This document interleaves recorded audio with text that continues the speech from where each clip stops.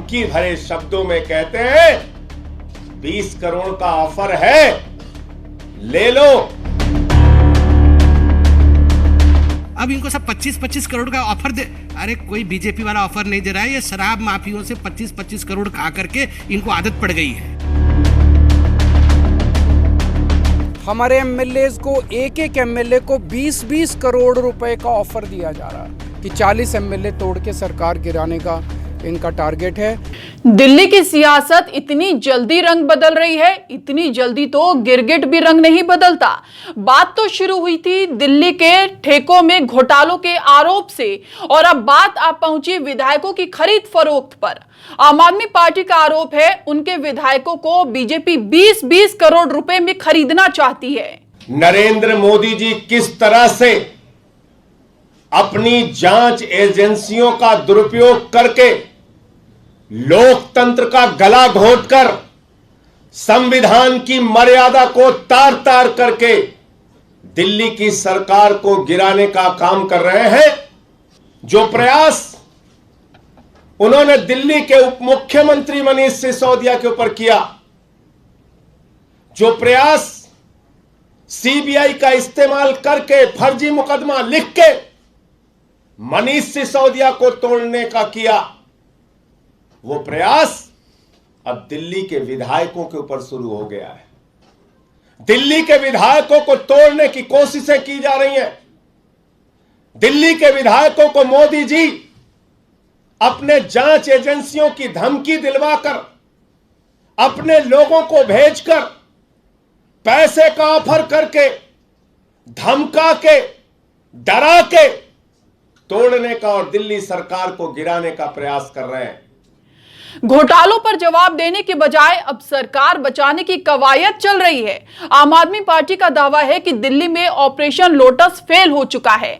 आरोप तो यह भी है कि सीबीआई का यह पूरा खेल सरकार गिराने के लिए हो रहा था, पर बीजेपी भी इस पूरे मुद्दे को छोड़ना नहीं चाहती और कह रही है पूरे मुद्दे से ध्यान भटकाने के लिए आम आदमी पार्टी यह पूरा खेल खेल रही है।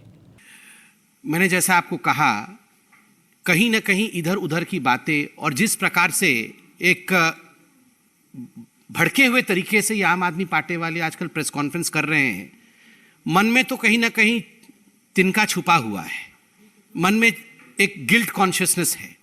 देखिए, आम आदमी पार्टी वाले वो हैं जो लोग, आप याद करिए अरविंद केजरीवाल जी जब जिन्होंने राजनीति आरंभ की थी तो एक कार में आते थे, नीले रंग की कार में, और कुछ था नहीं उनके पास, घर भी नहीं था, लेंगे भी नहीं बोल रहे थे। और बाकी सारे विधायक और मंत्री वो सब कोई ऑटो में लटक के आ रहा है, कोई किसी के स्कूटर के पीछे बैठ के आ रहा, बोलते कुछ है ही नहीं इनके पास। ये सब बेचारे इतने गरीब थे और कितने साधारण थे, नहीं याद है ना आपको? ऑटो में लटक के भी आ रहे थे, मुझे याद है 2 लोग ऑटो में बैठे भी नहीं थे, बोल रहे बैठने के लिए सीट नहीं, हम इतने आम हैं, हम लटक के ही आएंगे। कहाँ गए ये सब? अब इनको सब 25-25 करोड़ का ऑफर दे। अरे कोई बीजेपी वाला ऑफर नहीं दे रहा है, ये शराब माफियों से 25-25 करोड़ खा करके इनको आदत पड़ गई है।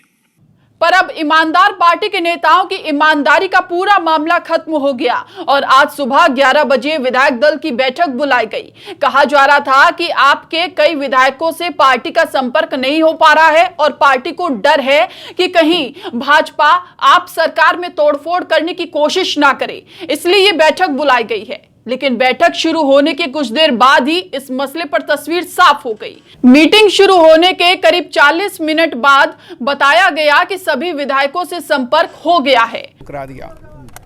अब ये पिछले कुछ दिन से हमारे एमएलए के पीछे पड़े हैं। हमारे एमएलए को एक एमएलए को 20-20 करोड़ रुपए का ऑफर दिया जा रहा है, 20-20 करोड़ रुपए का, कि आप 20 करोड़ रुपए ले लो और आप केजरीवाल जी की सरकार तोड़ दो, केजरीवाल जी को छोड़ दो, आम आदमी पार्टी को छोड़ दो और हमारे साथ आ जाओ। मुझे बेहद खुशी है कि हमारा एक भी एमएलए अभी तक नहीं टूटा है।